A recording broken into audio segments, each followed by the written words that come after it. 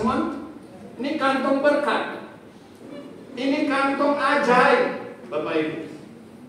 Perhatikan warnanya. Gak ada isi kan? Betul? Gak ada isi. Saya simpan aja dulu. Karena gak ada isinya. Nah, kenapa saya menyampaikan ini kepada kita? Karena ada beberapa, nanti saya akan jelaskan apa arti dari kantong ini. Bagaimana caranya Yesus berkuasa memenuhi kebutuhan kita?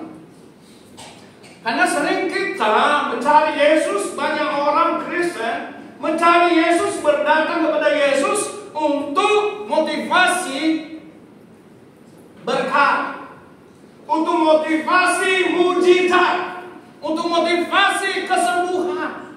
Itu salah nggak? Enggak salah. Tetapi menjadi salah ketika kita mencari Yesus karena hanya berkat. Bagaimana dengan orang-orang yang tidak diberkati? Dalam tanda kutip. Maka ini warna kantong berkat ini, tas berkat ini adalah menggambarkan warna emas. Itu menggambarkan tentang kerajaan surga. Ada amin? Karena itu dicatat di dalam kitab Wahyu bahwa kerajaan surga itu adalah terdiri dari emas murni, bagaikan kacang bening. Nah, tetapi itu seharusnya menjadi milik kita, karena Tuhan Yesus bilang di dalam doa Bapa kami. Kalau saya baca dalam bahasanya, Abinu sebasama yang dikada sebekata boma kutekaya serisodikaga sebasama yang gamba arek elehen mungkin utilalu hayong umekalanu alkobote.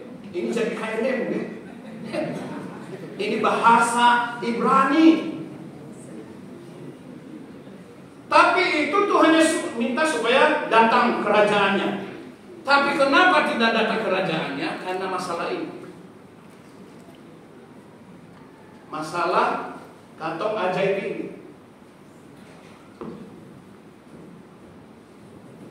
Apa sebab?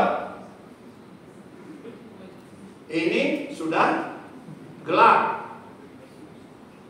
Apa? Warnanya sudah gelap. Ini menggambarkan dosa di dalam dunia. Makanya kita sulit mendapatkan berkat-berkat karena dosa. Bukannya Tuhan kurang panjang menolong kita di dalam kitab Yesaya, tapi karena tangan kita, tangan mereka, karena dosa itu yang menghalangi berkat. Dosa itu. Maka bagaimana caranya supaya itu, karena dia punya belas kasihan, dia memberkati kita, dia harus datang ke dalam dunia. Mari kita lihat kantong ajaib lagi, Bapak Ibu. Simsalabim. Tidak ada isi. Ini artinya apa? Ini menggambarkan penumpahan darah Yesus di atas kayu salib. Sudah terima penumpahan darah Yesus? Jangan pada waktu perjamuan kudus saja kita terima itu. Dia menyucikan segala dosa kita. Tadi udah kita baca 1 Yohanes 1 ayat 9 dan Yesaya pasal 1 ayat 18. Kalau saya bacakan itu satu persatu, habis waktu kita.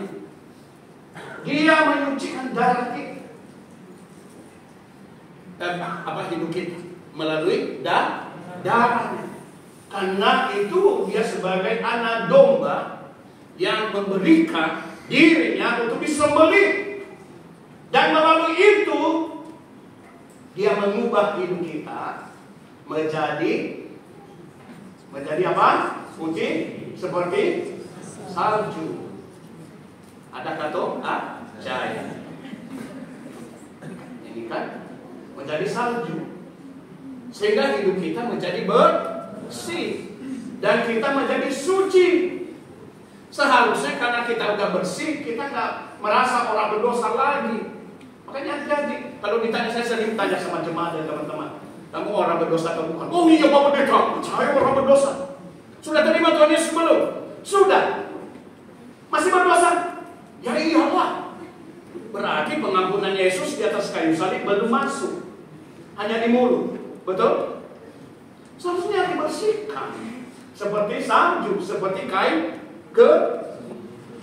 Sekalipun merah bagaikan kain kesumba, diputihkan bagaikan bulu domba. Ada amin? Amin. Masih ada lanjutannya, belum selesai.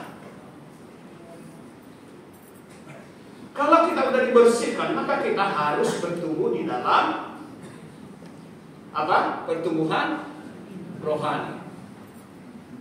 Ini kayaknya sama dengan stola yang saya pakai. Ini terakhir kayaknya. Ya, ini kita harus. Kebetulan saya dikasih oleh majelis tadi pakai stola ini saja Pak Pendeta. Saya sudah siapkan stolanya. Kita berwarna hijau. Jadi kalau kita udah terima Tuhan Yesus, seharusnya hidup kita bertumbuh. Bertumbuh di dalam doa, bertumbuh di dalam membaca firman Tuhan, bertumbuh di dalam misi, bertumbuh di dalam pemberitaan Injil, bertumbuh di dalam memberkati, bukan cuma menerima saja berkat. Ada amin? Sehingga kantong berkat ini akan terisi, baru terisi dia. Masuk semua berkat di dalam hidup kita. Kayaknya cukup ya. Siapa yang mau memberkati silakan masukkan berkat-berkatnya di dalam kantong berkat. Apakah kebetulan kantong persembahan? Tidak. Ini harganya mahal Bapak Ibu. Ini udah naik pesawat 2 kali. Ya udah naik pesawat dari Amerika benar-benar. Ini saya terima kantong berkat ini dari teman ini. Di depan saya terima ini di depan rumah Omo Nihat. Omo Hada, tapi sudah dikacau balaukan oleh orang yang nggak ngerti tentang rumah adat. Ini saya berbicara rumah adat di sini, mohon maaf. Saya terima ini. Nah, saya baru pelajari, ya ternyata betul. Hidup kita harus bersih. Ya, Bapak Ibu majelis saya perhatikan, pakai baju kemeja putih, kemudian stola hijau. Itu menggambarkan tentang pertumbuhan, menggambarkan tentang bahwa aku sudah diberkati. Jadi motivasi kita untuk mencari Tuhan harus berubah. Yang kedua, di dalam berkat ini, bagaimana caranya? Ubah dulu motivasi kita. Dan kita melakukan kehendak Tuhan, bukan kehendak kita. Kehendak Tuhan itu, kehendak kita itu selalu sering bertentangan dengan kehendak Tuhan.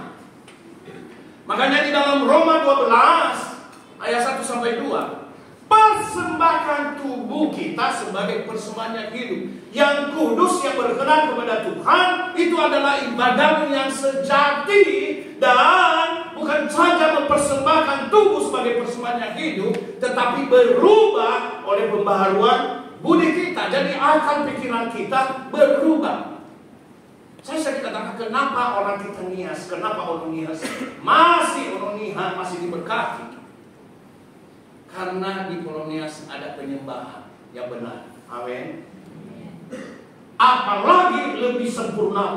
Dasar. Pasti orang akan berduyun-duyun ke Polonias.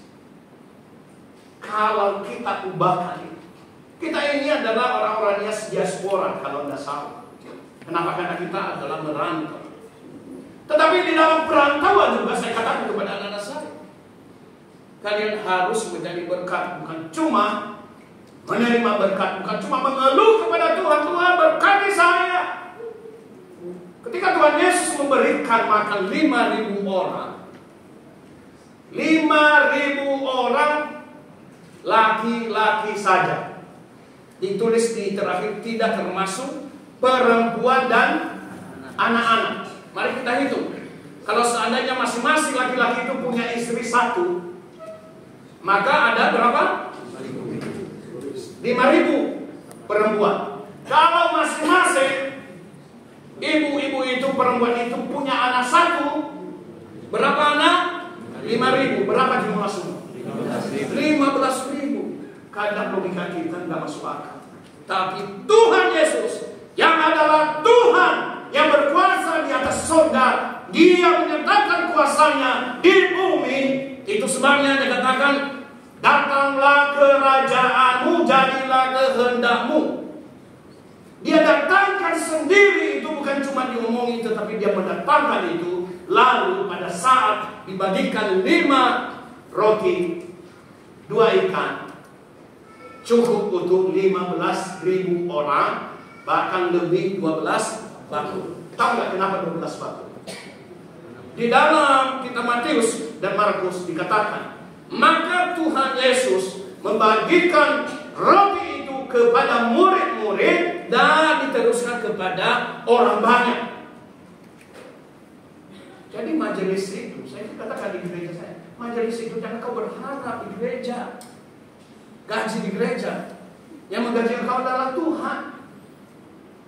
Tuhan melimpahkan, Dia memberikan. Jadi bersyukur kalau memang pelayan Tuhan diberkati oleh Tuhan.